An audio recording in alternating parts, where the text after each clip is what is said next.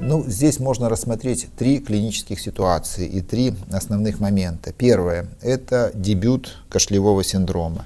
Это начало простуды, это тот кашель, который впервые появляется, чаще он сухой, либо малопродуктивный. И в данном случае мы, назначая фитотерапевтический препарат, мы ожидаем противовоспалительного действия, мы ожидаем противомикробный, прежде всего противовирусный эффект, поскольку мы говорили, что до 80-90% случаев так называемых простудных заболеваний имеют под собой вирусную этиологию.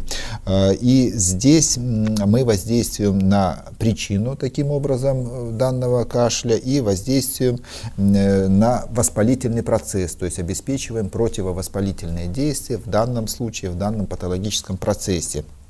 Потому что в данном случае в основе кашля лежит именно воспалительный процесс. Вторая клиническая ситуация – это тот случай, когда мы имеем пациента с кашлевым синдромом с трудно отделяемой вязкой густой мокротой.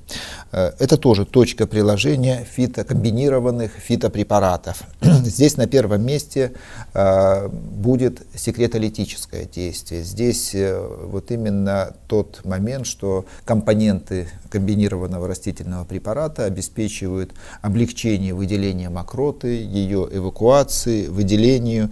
И здесь надо сказать, что не исключено сочетанное, комбинированное применение фитопрепарата с другими синтетическими муколитиками, да, которые имеют несколько иной механизм воздействия, чуть другую точку приложения при патологическом процессе, сопровождающемся кашлевым синдромом.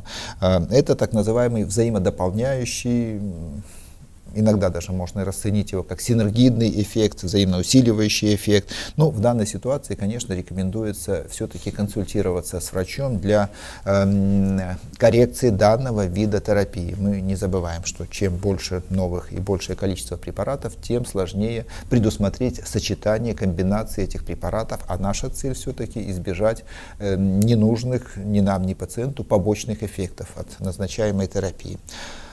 Третья клиническая ситуация при кашлевом синдроме – это затяжной кашлевой синдром, постинфекционный кашель, когда, казалось бы, острый воспалительный процесс прошел, пневмония вылечена, все острые проявления острого бронхита, острой респираторной инфекции купированы, температура нормализовалась, но некий такой хвост патологического процесса, вот этот вот кашлевой синдром, сохраняется. И это тоже точка применения для комбинированных растительных препаратов, для фитопрепаратов.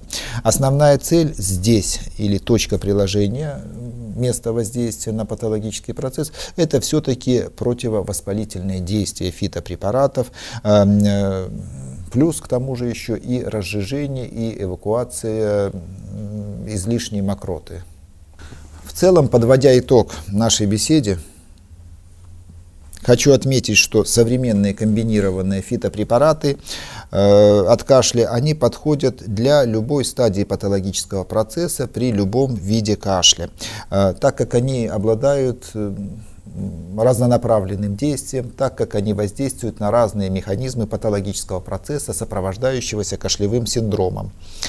При этом они могут использоваться, применяться как самостоятельно в виде монотерапии, так и в комбинации с другими мукоактивными, мукорегулирующими, муколитическими препаратами, взаимно дополняя друг друга.